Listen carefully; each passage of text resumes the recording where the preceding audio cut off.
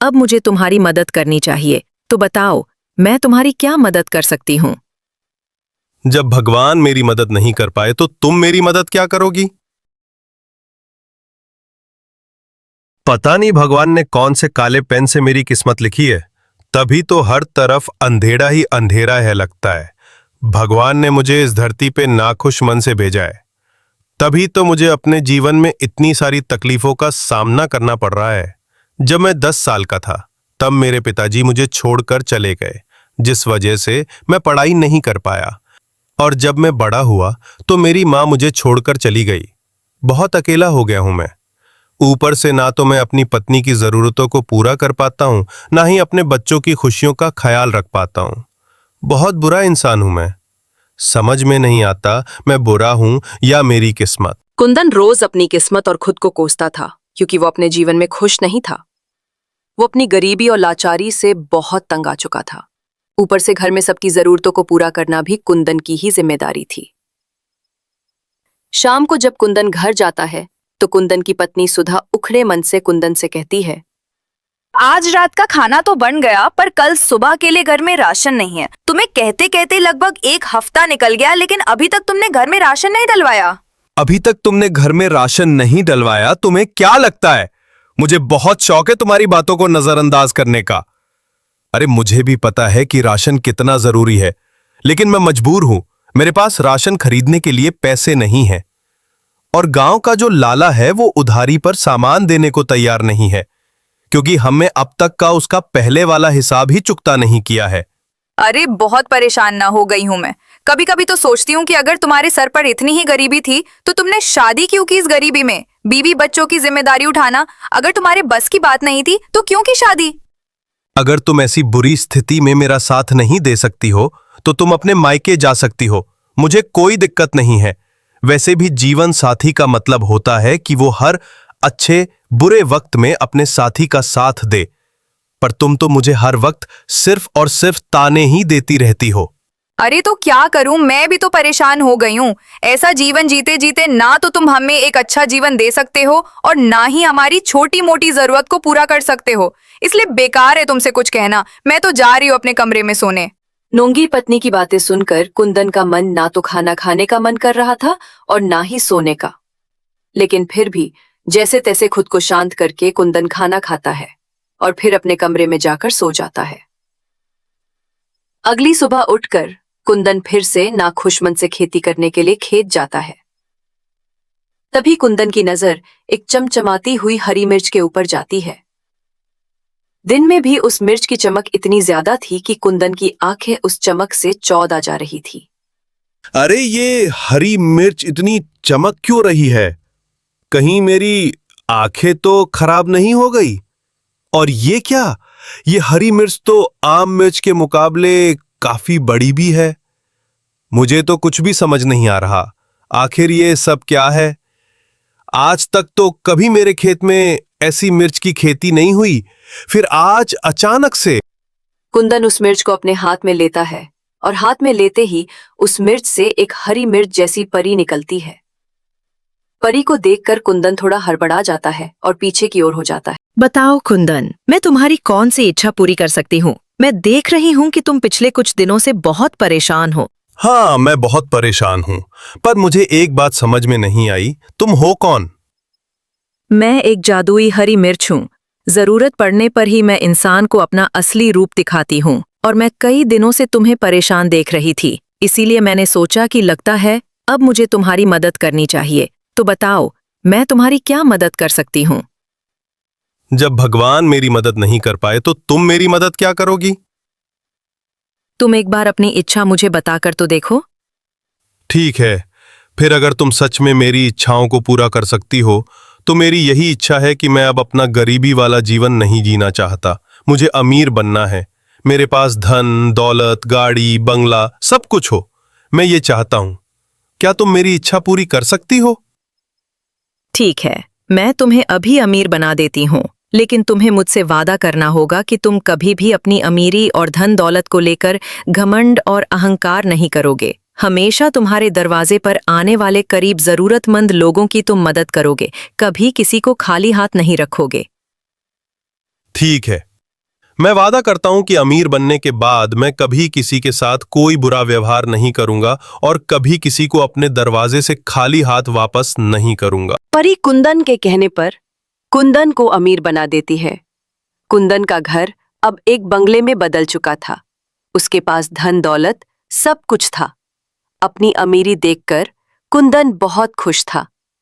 सुधा, अब हमारे पास सब कुछ है, बंगला, गाड़ी, दौलत, हर वो चीज हमारे पास मौजूद है जिसकी चाह बरसों से हमें थी। अब हमें कहीं कभी भी किसी के आगे हाथ फैलाने की जरूरत नहीं होगी सुधा। हाँ, ये तो आपने बिल्कुल ठीक कहा। मैं तो बेकार में ही आपको ताने सुनाती थी, पर आप तो बड़े ही किस्मत वाले निकले। अरे आज के टाइम में कहाँ किसी को परी या फिर कोई जादुई हरी मिर्च मिलती है। हाँ, ये तुमने बिल्कुल ठीक कहा। सच में बहुत अच्छी किस्मत है मेरी। एक टाइम था जब मैं अपनी किस्मत को रोज कोसता था, पर अब समझ में आ रहा है कि मेरी किस्मत तो सच में बहुत अच्छी है। वो क्या कहते हैं सुधा, जिसकी किस्मत में राजा बनना लिखा हो वो किसी ना किसी तरीके से राजा बन ही जाता है। कुंदन अमीर होते ही परी से किया हुआ वादा भूल जाता है। इसलिए कुंदन के मन में घमंड और अहंकार ने जगह ले ली थी। एक दिन कुंदन के घर कुंदन का एक दोस्त मनोज आता है, जो कि बहुत करीब। कुंदन, ओ कुंदन, कहाँ है तू? जल्दी बाहर आ, मुझे तेरी जरूरत है दोस्त। क्या बात है मनोज, क्यों जोर जोर से चिल्ला जा रहा है तू मेरे घर में? और तुझे क्या लगता है कि मैं बह रहा हूं इसीलिए तू जोर जोर से चिल्ला रहा है? अरे नहीं कुंदन, ऐसी कोई बात नहीं। वो दरअसल मैं बहुत परेशान था। अरे अब तू परेशान है तो उसमें मैं क्या करूं? कुंदन, मुझे तेरी जरूरत है दोस्त। बहुत परेशान हो गया हूँ। घर में बहुत आर्थिक तंगी चल रही है, इसलिए मुझे तुझसे थोड़ी मदद चाहिए। भगवान के लिए अपने दोस्त की मदद कर दे, तेरा बहुत एहसान होगा मुझ पे। अरे पर मुझे तेरी कोई मदद नहीं करनी और ना तुझ पर कोई एहसान करना है, इसीलिए तू किसी और का दरवाजा खटखटा, क्योंकि यहां तो तेरी मदद करने वाला कोई नहीं है। कुंदन यार, तू तो मेरा दोस्त है ना, फिर भी तू मेरी मजबूरी नहीं समझ पा रहा है। तू तो जानता है ना कि 2 महीने बाद मेरी बीवी की डिलीवरी होने वाली है और मुझे पैसों की बहुत जरूरत है। भगवान के लिए मेरी मदद कर दे भाई। देख, अपना दुख दर्द तू किसी और को जाकर सुना। तेरे जैसे बहुत देखे हैं मैंने। जब देखो तब कहीं ना कहीं से मुंह उठाकर चले आते हैं भीख मांगने के लिए। मेरे पास तुम जैसों के लिए बिल्कुल भी टाइम नहीं है। अरे मेरे भाई, मेरे पास पैसे नहीं है और मैं चाहकर भी तेरी मदद नहीं कर सकता। तो भगवान के लिए यहां से चला जा। मुझे और मेरे घर वालों को परेशान मत कर, क्योंकि तुम जैसे गरीब लोगों का रोज का यही ड्रामा है। कोई ना कोई बहाना लगाकर आ जाते हैं पैसे मांगने के लिए। मनोज की बेइज्जती करके उसे भगा देता है। बेचारा मनोज उदास परेशान होकर वहां से चला जाता है और थोड़ी देर बाद कुंदन अपनी गाड़ी में बैठकर कहीं जा रहा होता है कि तभी रास्ते में कुंदन को एक भिखारी नजर आता है। भिखारी को देखकर कुंदन अपनी गाड़ी दूसरे रास्ते की ओर मोड़ने लगता है। तभी भिखारी भागता हुआ कुंदन की गाड़ी के आगे आ जाता है, जिससे कुंदन को बहुत गुस्सा आता है। कुंदन के ऐसा कहते ही, अबे ओए भिखारी, तुझे मरने के लिए मेरी ही गाड़ी मिली थी क्या? अगर मरने का इतना ही शौक है तो कहीं और जाकर मर, मेरी गाड़ी के आगे आकर क्यों मरना चाहता है तू? मालिक, 2 दिन से भूखा हूँ, कुछ खाने को दे दीजिए। हे भगवान, अरे तू 2 दिन से भूखा है या पिछले 2 महीने से? मुझे इससे क्या? मैंने ठेका थोड़ी ना ले रखा है तुम जैसे भिखारियों को खाना खिलाने का। अब भगवान के लिए यहां से चला जा, वरना मैं अपनी गाड़ी से तुझे ठोक दूंगा। मालिक, आप कैसी बातें कर रहे हो? माना कि मैं एक गरीब भिखारी हूँ, पर इसका मतलब ये नहीं कि आपकी नज़र में मेरी कोई कीमत ना हो। मालिक, मैं बहुत भूखा हूँ और काम करने की स्थिति में नहीं हूँ, वरना मैं मेहनत करके भी खा सकता था, पर भगवान ने मुझे काम करने के लायक ही नहीं छोड़ा है। देख, अपना दुख दर्द तू किसी और को जाकर सुना। तेरे जैसे बहुत देखे हैं मैंने। जब देखो तब कहीं ना कहीं से मुंह उठाकर चले आते हैं भीख मांगने के लिए। मेरे पास तुम जैसों के लिए बिल्कुल भी टाइम नहीं है। वह भिखारी उसी जादुई हरी मिर्च वाली परी का रूप ले लेता है। परी को देखकर कुंदन को परी से किया हुआ वादा याद आने लगता है और कुंदन हाथ जोड़कर परी से कहता है, परी मुझे नहीं पता था कि तुम मेरी परीक्षा ले रही हो। देखो, भगवान के लिए मुझे माफ कर दो, मैं थोड़ा सा अहंकारी हो गया था, इसीलिए मैंने ये सब किया। वरना सच बताऊं तो मैंने कभी नहीं सोचा था कि मैं कभी किसी के साथ ऐसा करूंगा। मुझे माफ कर दो। कुंदन, मुझे कुछ भी सुने और समझने की जरूरत नहीं है। जिस दिन मैंने तुम्हें अमीर बनाया था, उस दिन से ही मेरी नजर तुम पर थी, क्योंकि मुझे अच्छे से पता था कि तुम आगे जाकर ये सब जरूर करोगे। इसीलिए मैंने तुम्हें आईना दिखाने के लिए यह सब किया है। इंसान को हमेशा अपना बुरा वक्त याद रखना चाहिए, पर तुमने ऐसा नहीं किया। तुमने ना तो अपना बुरा वक्त याद रखा और ना ही मुझसे किया हुआ वादा। हाँ परी, मैं जानता हूं कि मुझसे बहुत बड़ी भूल हो गई है, लेकिन भगवान के लिए तुम मुझे माफ कर दो। मुझे बस एक मौका और दे दो।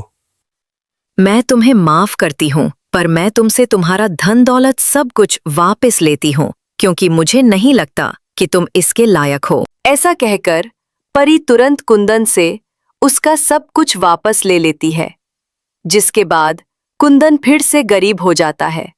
अपना गरीबी वाला जीवन दोबारा देखकर कुंदन और कुंदन की पत्नी सुधा दोनों बहुत परेशान हो जाते हैं और उन दोनों को समझ में आ जाता है कि घमंड और अहंकार हमेशा इंसान को ले डूबते हैं, जैसा कि कुंदन के साथ हुआ।